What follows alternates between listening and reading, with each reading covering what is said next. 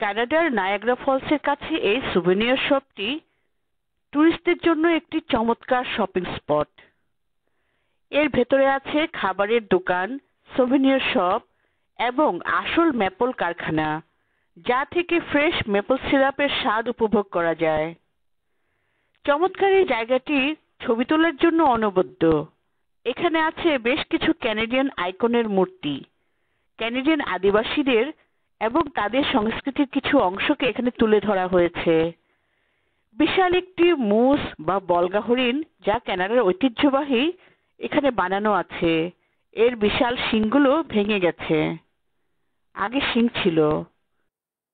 তাছাড়া কানাডীয় শিল্প ও সংস্কৃতির নানান শিল্পকর্ম চোখে পড়ার মতোই। একপাশে বিশাল একটি ক্যানো বা চিকন নৌকা বিশেষও আছে। অসাধারণ একটি জায়গা।